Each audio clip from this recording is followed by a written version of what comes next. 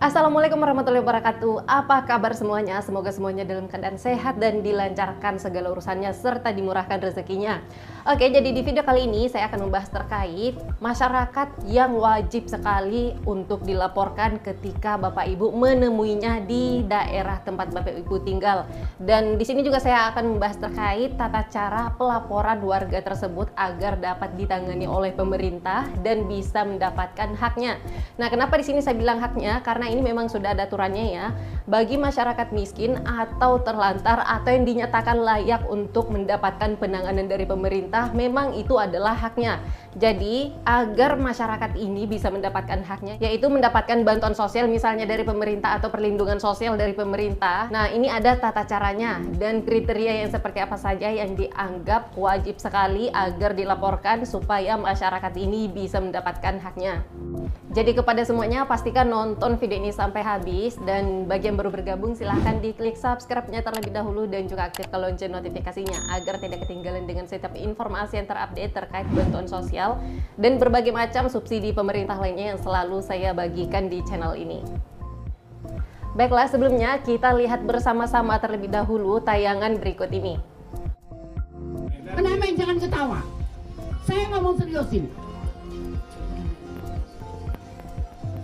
Saya nggak pernah dapat laporan dari kalian.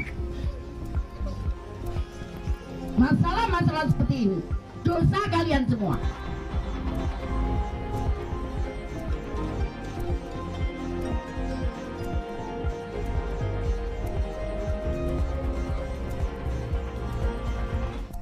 Nah, sebelumnya disclaimer dulu ya kepada siapapun itu yang menonton video ini. Nah, video yang tayang tadi di sini kita semuanya belum tahu lebih jelasnya seperti apa, apakah Ibu Maria ini sudah terdata di dalam DTKS atau belum. Tapi yang perlu kita garis bawahi di sini bahwa keinginan Menteri Sosial saat ini yaitu apabila ada masyarakat yang dirasa perlu pelayanan sosial yang lebih, kalaupun misalnya sudah mendapatkan bantuan sosial PBI misalnya, atau bansos BPNT atau PKH misalnya, tapi masyarakat ini masih saja dinilai tidak bisa memenuhi kebutuhan hidup dasarnya sehingga memerlukan penanganan bantuan sosial yang mungkin lebih lagi, maka masyarakat yang seperti ini wajib sekali untuk diperhatikan lebih atau dilaporkan. Nah, selain itu mungkin di sini ada PPKS yang bisa kita jadikan acuan sebagai masyarakat yang seperti apakah yang layak sekali atau wajib sekali untuk dilaporkan. Jadi PPKS itu apa? PPKS ini adalah singkatan dari Pemerlu Pelayanan Kesejahteraan Sosial atau disingkat dengan PPKS. Yaitu adalah perseorangan atau keluarga atau kelompok atau masyarakat yang karena suatu hambatan atau kesulitan atau gangguan sehingga tidak dapat melaksanakan fungsi sosialnya dan memerlukan pelayanan sosial untuk memenuhi kebutuhan hidupnya baik jasmani dan rohani maupun sosial secara memadai dan wajar. Ini diatur dalam Permensos nomor 5 tahun 2019 tentang pengelolaan data terpadu kesejahteraan sosial. Ini ada beberapa jenis-jenis PPKS, di sini bisa kita lihat bersama-sama satu persatu. Yang pertama yaitu PPKS anak balita terlantar.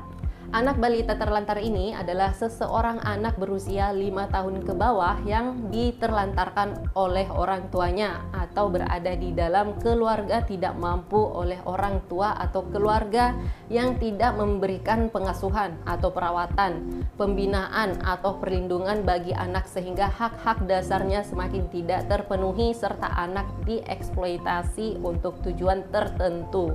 Untuk kriterianya di sini ada A sampai F, bisa kita lihat bersama-sama.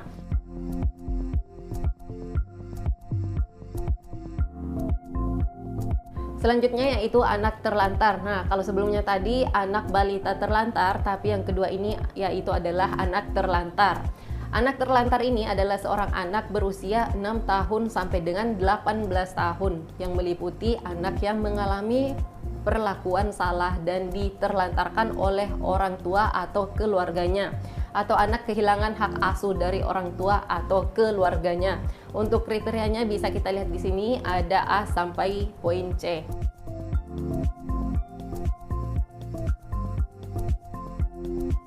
Dan yang ketiga yaitu anak yang berhadapan dengan hukum. Anak yang berhadapan dengan hukum ini adalah orang yang telah berumur 12 tahun tetapi belum mencapai umur 18 tahun. Yaitu meliputi anak yang disangka atau didakwa atau dijatuhi pidana karena melakukan tindak pidana. Dan anak yang menjadi korban tindak pidana atau yang melihat atau yang mendengar sendiri terjadinya suatu tindak pidana.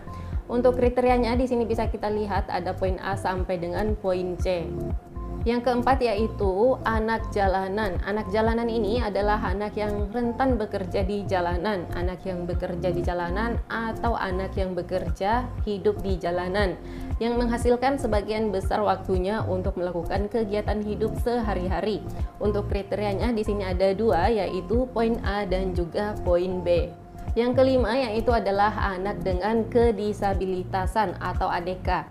Anak dengan kedisabilitasan ini yaitu adalah seorang yang belum berusia 18 tahun yang mempunyai kelainan fisik atau mental yang dapat mengganggu atau merupakan rintangan dan hambatan bagi dirinya untuk melakukan fungsi-fungsi jasmani, rohani maupun sosialnya secara layak, yang terdiri dari anak dengan disabilitas fisik, anak dengan disabilitas mental, dan anak dengan disabilitas fisik dan mental.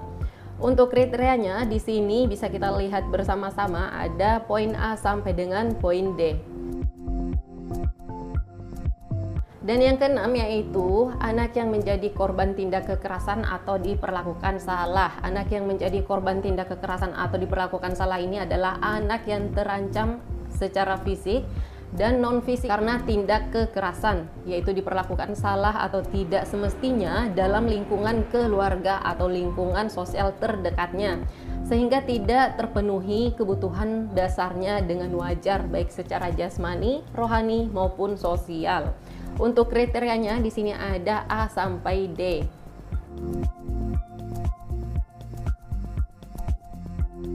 Selanjutnya yaitu anak yang memerlukan perlindungan khusus. Anak yang memerlukan perlindungan khusus ini adalah anak yang berusia 6 tahun sampai dengan 18 tahun.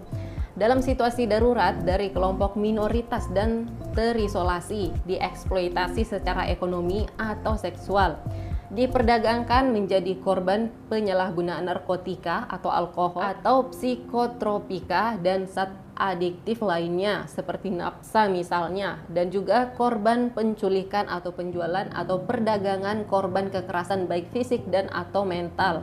Yang menyandang disabilitas juga termasuk, dan korban perlakuan salah dan penelantaran. Nah, untuk kriterianya di sini ada poin A sampai poin G.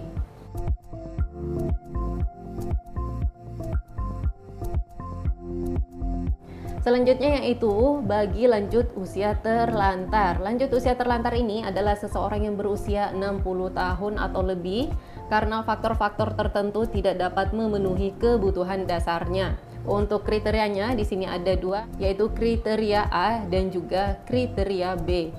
Kemudian yang kesembilan di sini yaitu penyandang disabilitas. Penyandang disabilitas ini adalah mereka yang memiliki keterbatasan fisik, mental, intelektual, atau sensorik dalam jangka waktu lama, di mana ketika berhadapan dengan berbagai hambatan, hal ini dapat mengalami partisipasi penuh dan efektif mereka dalam masyarakat berdasarkan kesetaraan dengan yang lainnya. Untuk kriterianya di sini ada kriteria A sampai dengan kriteria F.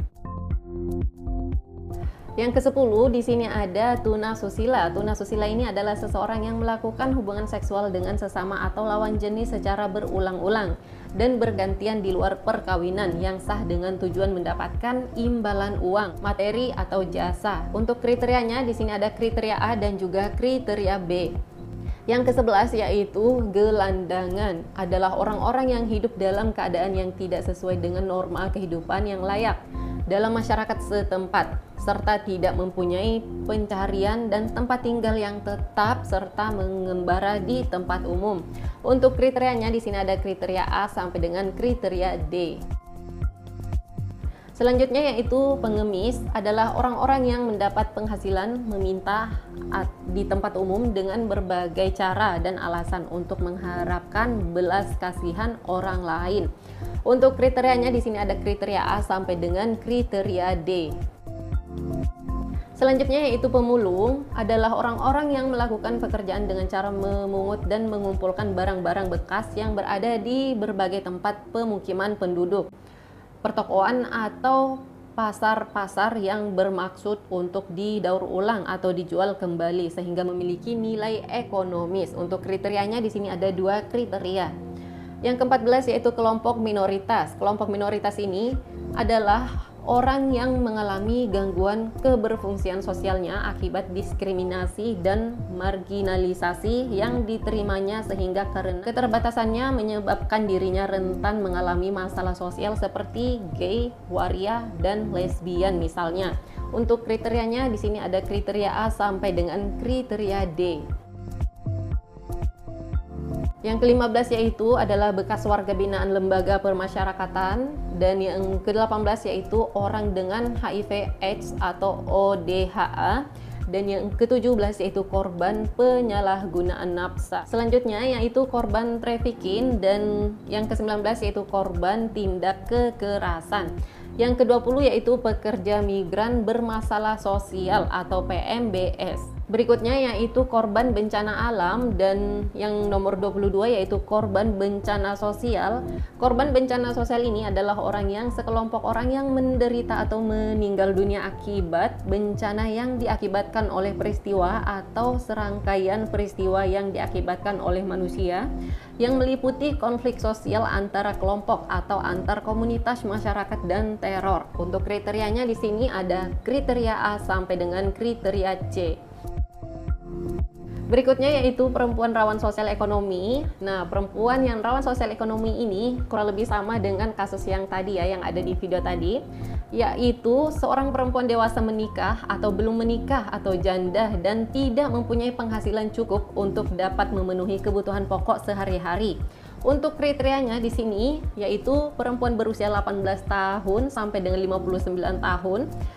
Dan yang kedua yaitu istri yang ditinggal suaminya tanpa kejelasan. Yang ketiga yaitu menjadi pencari nafkah utama keluarga dan berpenghasilan kurang atau tidak mencukupi untuk kebutuhan hidup layak. Yang ke-24 yaitu fakir miskin, dan yang ke-25 yaitu keluarga bermasalah sosial psikologis, dan yang terakhir yaitu komunitas adat terpencil.